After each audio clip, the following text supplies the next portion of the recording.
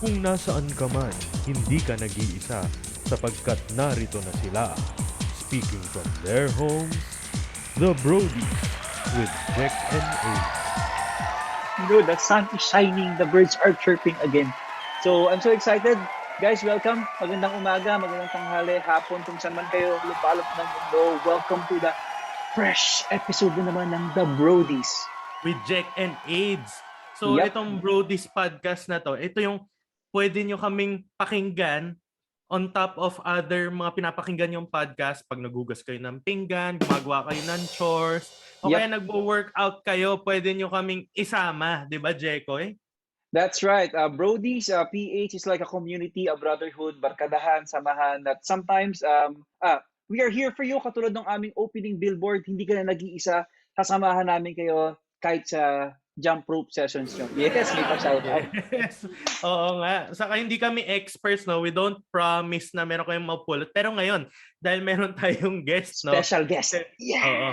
Nami-mention na namin siya ilang beses na parang, ito napulot ko to from Pastor Paolo. Ay, nasabi ko na. Okay lang, nasa title naman kung sino yung ating guest for today. Pero bago lahat, Jekoy, pumunta na tayo dun sa first segment natin, which is the recommendation.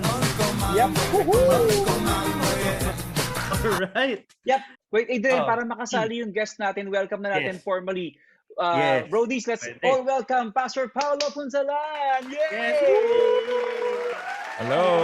I'm glad to be with you guys. Salamat at sa lahat ng milyong nanonood at nakikinig pala. Welcome. Ayun. Baka starting now, no, Jekoy? Maging million na. Paolo Punzalan. Sa akin, no, marami nang may alam sa inyo nito. Pero ako, dati pa to siguro isang dekada na siyang ginagamit ko. Friction pens. So, yung mga may friction highlighter din and all, hindi ho ako endorser ng Pilot, pero kanila tong brand na to. Siyempre, gusto mo nang magsulat ng pencil, pero gusto mo malinaw, o kaya gusto mo colored, pero nabubura mo. Siyempre, pwede itong friction pens. Ito yung ginagamit ko ngayon sa Bible eh. Para pag hindi ko trip yung pagkakasulat ko, pwede kong burahin ulit. Para sa mga hindi masyado asintado pag nag-highlight, aka yes, me. Ako yun. Pasmado. Gumagano. Correct. Guys, we have this recommendation. These are the things that we want to share to you na kahit pa paano makapag-benefit kayo at magamit nyo rin or you can visit.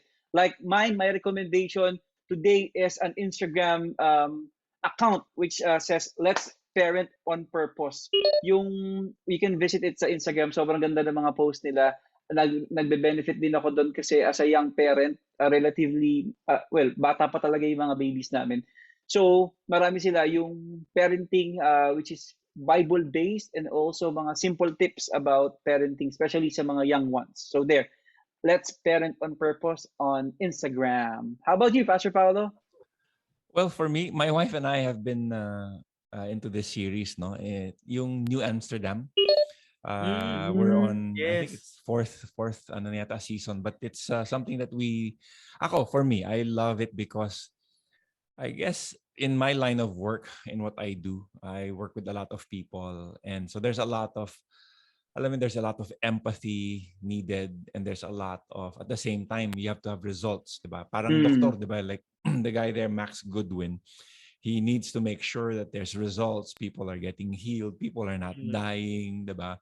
But at the same time, there's a lot of empathy involved. How can I help? The goal is to serve, and the goal is to help. Ano lang, very, very heartwarming. It's ang daming lessons in leadership as well. It's on Netflix. Oh, wow. Okay, I should check that out. Thank you, Pastor Paolo. Wow, New Amsterdam. Ma-check na mamaya. Yes. Ayan. So ngayon pupunta tayo sa next segment natin, which is the shout-outs. So itong shout-outs na to, we are really just commending people, shouting out their names kasi they are doing well or doing their best in their field, making an impact. Even in this pandemic, mga young people to, siguro mga 18 to 30 years old na mga ka-brodies natin. So, mauna na ako, no? Sa akin, si Steven Severo, one of our volunteers. Talagang grabe to. Ngayon, working student siya. And then, talagang grabe siya mag-serve. And also, talagang ka-close na yung mga kasama niya pag nagsaserve kasi he really shares lives with them. So, shout out sa'yo, Steven. Talagang through the pandemic, kahit marami kang challenges at pinagdaanan, alam mo yan, ngayong Yeah. pandemic, nandiyan ka pa rin. That's right. Shout out to you, Steven. Sa akin naman, I would like to shout out yung mga klase ngayon kaka-start lang. So I'd like to shout out dun sa mga all preschool teachers na sobrang solid kayo. Kala mo, simple lang yung tinuturo nila. Pero if you're going to ask my daughter and all the other kids, sila yung superhero nila. So shout out to Teacher Jade Villegas, especially yung mga teachers dito, Filipino teachers here in Vietnam, also in the Philippines, na online, laban pa rin sila. Sobrang, yung anak ko, sobrang, I want to see teacher, I want to see teacher. So, guys, good job to you. Thank you very much for your service. Pastor Paolo, you have anything? Yeah, for me, somebody I met a few months ago, her name is Bea Gonzalvo. Wow. She's 18 years old, 18 or 19 years old. She's a freshman, but she started during the pandemic. She started baking. I mean, she knows how to bake, pero ginawa niyang business. No, makikita niyo siya sa Instagram, Bea Bakes. And si Bea, actually more than just starting a business, ang ganda nung puso kasi because the business expanded. This is on top of her being in senior high school, no? Ngayon, freshman college na siya. So, in the middle of that, she was, of course, she did really well. I forget, parang ano yata siya, honors siya nung nag-graduate siya. So, syempre, that's already an achievement. On top of that, with the income that she got, she was able to help her classmates with their internet connection. Nagbibigay siya ng pang-load. Okay? Tapos, hindi lang yon, meron siyang mga kapitbahay na riders na ang ginawa niya, kinontrata niya kasi nga nag-pandemic, nahirapan ng trabaho, binigyan niya ng trabaho, sila yung nagde-deliver ng mga cookies at saka ng mga cakes. Galing! Grabe talaga, ang dami.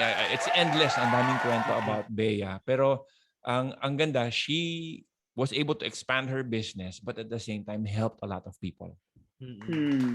Shout out to you, Bea. I think nakita ko yung Instagram niya. It's _Bea Bakes. Kasi may isa pong Bea.bakes eh. So, siya yung _Bea Bakes. Gaganda ng mga cakes. Mukhang yummy talaga. Anyway, shout out to you guys. Good job. Galing. Now, Adrian, let's go on to our topic for today. Yun na. Let's go. Cue topic OBB. Go. Anyway. All right. So Adrian, guest natin si Pastor Paolo. Masaya ako today kasi manonood lang ako. Hindi natin kailangan pigain ang utak natin. Topic for today is a continuity of our series. Last time, remember guys, we had Pastor CJ in our podcast as a guest. He talked about every young man should hear. This is the second installment of it. So, let's start with our topic. Una sa lahat, bakit ito, Adrian? Every young man should hear. So yung mga, sana narinig na natin nung 25 tayo or below. This, I think, should help us if you're 30 or 30 plus. Okay lang.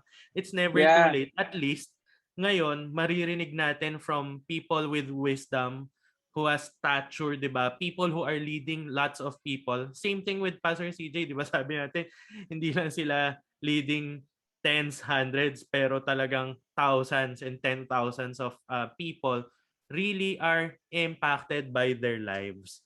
So, that's right. I hope na marami kayong mapulot today. Pwede kayong maglabas ng notebook ngayon. Saka ng pen.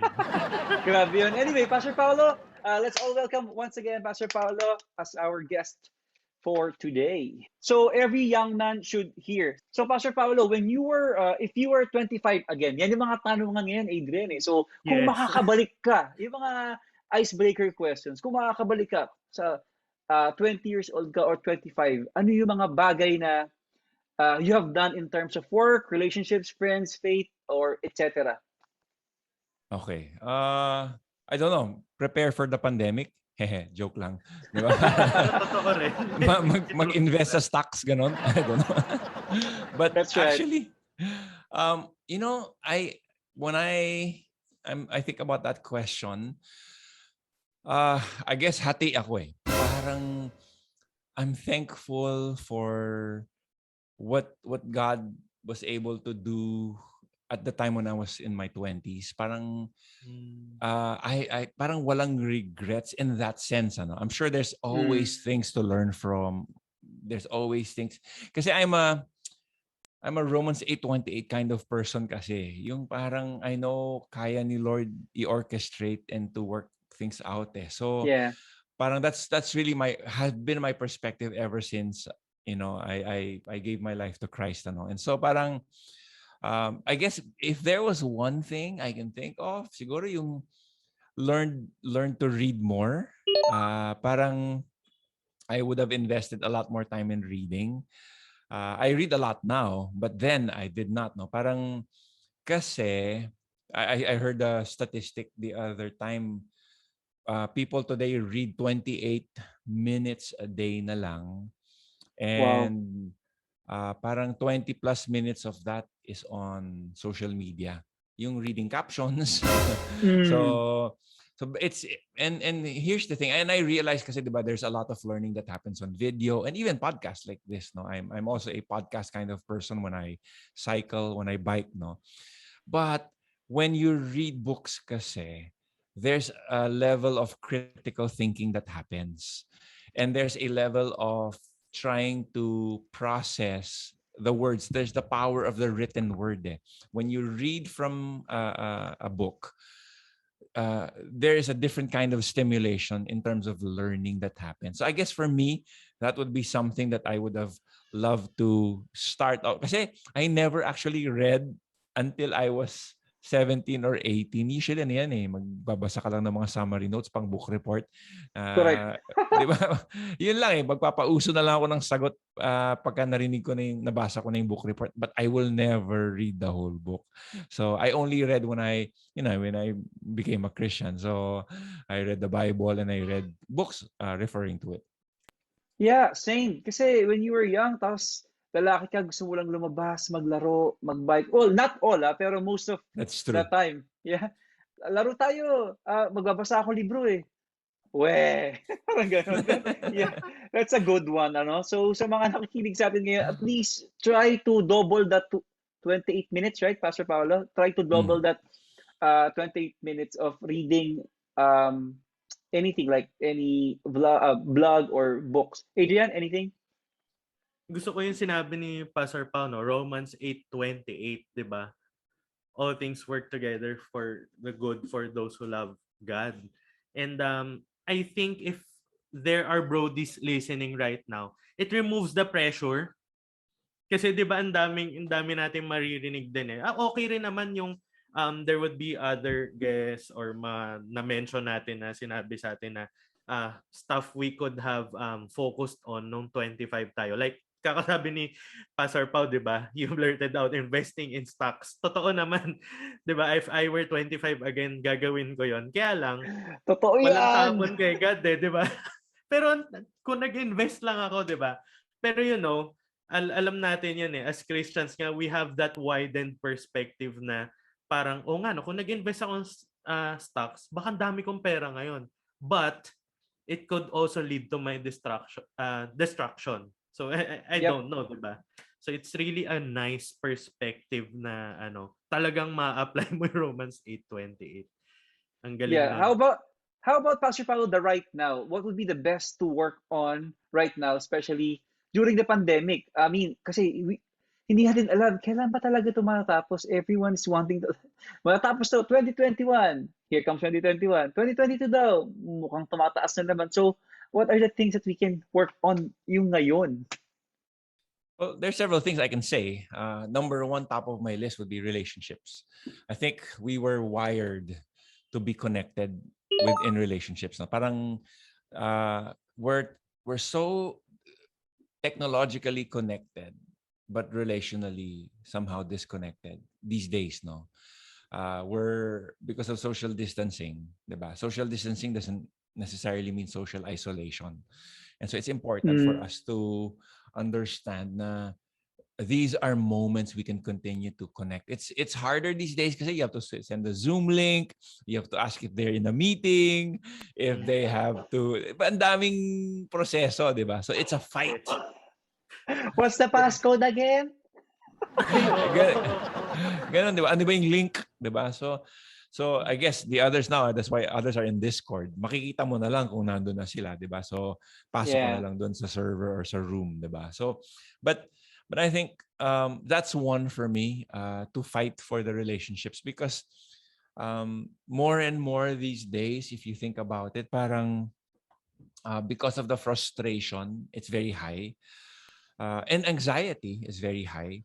Mm. We end up becoming harsh sometimes unintentionally or even inadvertently kasi nga parang 'di ba sa init ng ulo natin it's a time of loss. People have lost jobs, people have lost freedoms, people have lost opportunities, people have lost lives, 'di ba? And so understandably so mataas yung anxiety. Kaya lang Yep. at the same time yung we want to be able to connect because like what I said, we're wired for connection. Yung ganito, bakit kayo lagi magkasama ni Adrian kahit virtually, di ba? Kahit nasa Vietnam ka, nasa Manila siya, di ba? Kasi nga, friendships go beyond circumstances and even distance. So that's the first one. The other one I had in mind was, of course, focus on your health, right? Focus on your health. And that's holistic. Diba? Now, of course, because we are in the middle of a global health crisis, so kailangan healthy yung pangangatawan natin. Diba? So whether that would be exercise. And one of the things that has helped me is cycling talaga. Diba? Being able to go out and cycle. And so, ride my bike. No? So parang being yourself, keeping yourself healthy. And then I know we're all, sometimes may mga nagba-backslide sa nutrition dito, di ba? Parang, oh no, di ba? Kagabi lang, nag-McDonald's kami ng mga anak, di ba? So Oh parang, no. patay tayo. So, but anyway, so that's one thing, di ba? Yung health na physical. But another one is emotional and mental, di ba? So, Mm. we need to keep ourselves healthy there. And how do we keep ourselves healthy there? Going back to my first point, relationships. Diba yung, I remember I was listening to, actually I attended a conference and he was talking about, the psychiatrist was talking about 4 things we need to watch out for. Diba yung, he summarized it through an acrostic, SENT. Sleep, exercise, nutrition, and then talking. Mm. Diba? So these are Mm. 4 behaviors that we need to watch out for. And at least kung alam ba, nakikita mo na anxious ka na, look at all these 4 things, 'di ba? Do you have enough sleep? 'Di ba? Are you getting enough exercise? Is there enough proper nutrition? Are you eating well? Are you eating right? And then of course, are you talking to somebody about what you're going through? This is really important. Wait, sinulat ko 'yon. You said. And right now, I really think it's, 'di ba, it's been more than a year na nag-iba yung lifestyle natin. So kung doon lang nga sa pre-pandemic, you're not that in top shape, lalo na ngayon nag-iba pa yung yung battlefield kumbaga. So it's really Yeah. very very important. Ikaw, Jacob. Listening to Pastor Paolo, kasi if I'm going to listen to this podcast and I am a young man, like in the midst of pandemic, I'm on my teenage year or 20 years old. These things na sinabi ni Pastor Paolo, very important. Sobrang importante. Pero I think uh, as a gusto ko lang kasi i-put yung sarili ko din dun sa mga 21 ngayon, ano kayang tumatakbo sa isip nila at how can we encourage them right now? Pastor Paolo, do you have anything for them? When you say encourage them, what do you mean? In what manner? Like in a manner na katulad ng mga sinabi niyo nga kanina, parang ano ngayon lahat parang konting problema yung sasabog, something gano'n. Yung emotional health, parang gano'n. Yung nasa kwarto ka na naman, nasa sala ka na naman, hindi ka makalabas and everything. So pandemic na naman and every one's around you na hindi ka naman nakakarinig ng mga bagay na kailangan mong marinig, like positive things. Yeah, well, ito recently, something practical that I heard from somebody, yung 6-4-6. Yung just breathing nga lang minsan nakakatulong na yung inhale 6, hold 4, exhale 6, diba? Parang I've been doing that recently. Parang kasi sa sobrang bilis ng mga pangyayari at sa dami nangyayari. At saka minsan, even when you go online, di ba, parang nagbabasa ka pa lang, anxious ka na. Di ba? Whether that's news or what's happening around us. So we need the rest. We need to slow down. Life kasi, Jekoy, has been designed for rhythms. May rhythms yan eh. You look at sunrise, sunset. You look at seasons. Diba ngayon, tag-ulan tayo dito sa Pilipinas. Diba? So, may mga seasons yan eh. Merong mga waves. Diba? There's the waning. And so, I think we have to understand that that's how life is as well. Diba? Yung meron tayong, hindi pwedeng go, go, go the whole time. Hindi pwedeng mag-iisip tayo tuloy-tuloy. Hindi pwedeng nagtatrabaho tayo walang tigil, di ba? So, we need to slow down a bit and say, and then again, that's why rest is important. Yung maybe one day a week, tanggalin, yung, I remember there's a book by a guy named Adam Mabry. He talks about it. He talked about avocation.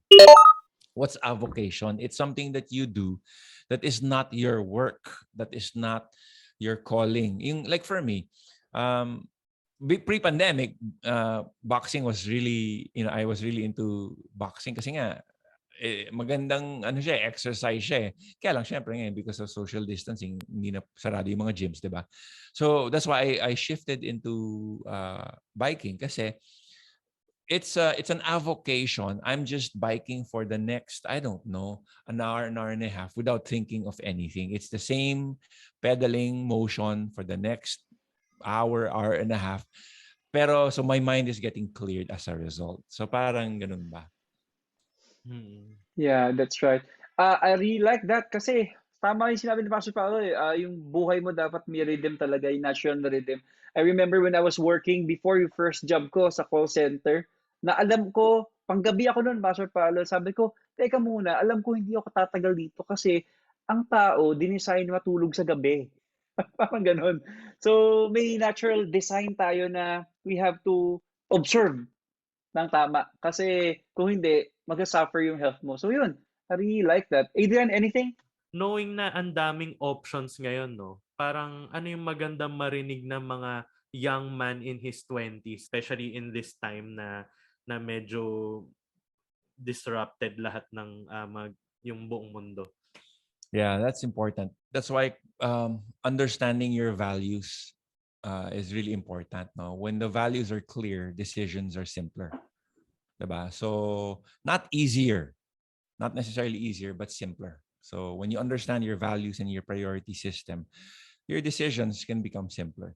Now, the reason I bring that up because for a guy who's trying to work or either find work or already you're at work and then maybe you're feeling stuck. There's a quadrant. I wish I can show you, kaya lang medyo audio podcast tayo, diba? But there's a quadrant if you can think of. Alam ko si Adrian mahilig sa mga ganyang diagram. And so imagine niyo lang po, ito po kasi siya. Parang ganon. If you're looking at a quadrant, right? You will have 4 in those boxes. No, there's the purpose, and then there's your proficiency, and then there's profit, and then there's people. And the reason why I bring this up is because these 4 things are 4 elements that are important. And let's say you're in a workplace, right? If there's no purpose, it's really going to be hard to stay in the workplace that you're in. Diba? So, kasi maaring you're proficient at it. Maaring you love the people that you're with. Maaring you're actually earning a lot of money from it. Pero pag walang purpose, wala ring passion yun eh. Diba? So that's one. Diba? Now, pwede namang may purpose ka, pero the people that you are with naman, you don't like. Diba? Yung parang they're always weighing you down. Diba? You can earn money, you can feel the purpose, you can actually be proficient at it, pero the people that you're with, it's not something that's helpful to you, lalo na ngayon with your mental health, then that's something to consider. So anyway, those 4 things, you want to be able to see, okay, ito ba yung mga bagay na, how are these 4 things working in my life today? No, nagpa-process pa yung utak ko eh. P, process. Ako din, P, process. P, fun. P, It's so much Paolo fun. Punzalan. Anyway, I think we I think we have a lot to that's already like Pastor Paolo, our goal kasi here is short and sweet like this time because our previous previous podcasts are very long and it's really hard Mga to first chew. 5. First five. But right now we want to end it here. I think it's a very good, a nice time to land. We have our final thoughts, our takehome. Cue Yes. music. You. Anyway, at this point, we'll have Pastor Paolo. If you have like one final thought or two statements just to sum up everything that every man, young man should hear, especially during this pandemic, go, Pastor Paolo. Connect. Don't disconnect. I think Wow. we are in a very, very difficult season, even time of history. And so relationships are so important these days. The wolf will attack the sheep that is disconnected from the rest of the flock, if you get that metaphor. And so don't isolate yourself. Don't disconnect from people. Do your very best. And you'll realize, ano yan, parang it actually brings about a certain, I don't know if it's endorphin, 'di ba? Yung pag tumakbo ka biglang may high ka, 'di ba? Ganun din with relationships. There's a level of when you connect with people kasi nga we're wired for relationships. Once you connect with them, like ito, talking to Jack lang, who I haven't talked in a long time, being able to talk to him right now kasi he's been in Vietnam, has energized me. So parang ganun 'yon mga kapatid, yung mga nakikinig ngayon, yung don't. Kumaga, it takes an effort, yes. Parang waking up in the morning, running or biking, it takes an effort. Parang gusto na lang nating matulog. Pero after you run and bike, there's a level of, wow, I'm glad I did that. So the same way with connecting with people, wow, I'm glad I was able to connect with Jack and Adrian today. Wow. Nice. Thank you po, Ninong. Ninong ko pala siya. Magpapasko na. Thank you po, Ninong. Bermans. Ayos. Anyway, Adrian, takehome, your final thought. I think mine is ako ini-imagine ko kung 20 years old ako or 18 years old, I would be very happy hearing those words from an older guy or older generation who've gone ahead of me na sobrang daming pinagdaanan na ang daming natutunan along the way na it energizes me. Especially right now, if you're going to look at the internet, people are young, especially here in Vietnam. Especially here in Vietnam and Southeast Asian countries, are young people here are shouting to guide me, talk to me. There's a study here in Vietnam that's a survey na young Vietnamese students are, yung tama yung sinabi ni Pastor Paolo, looking for ano yung word nila? Genuine connection, even in the internet era, something like that.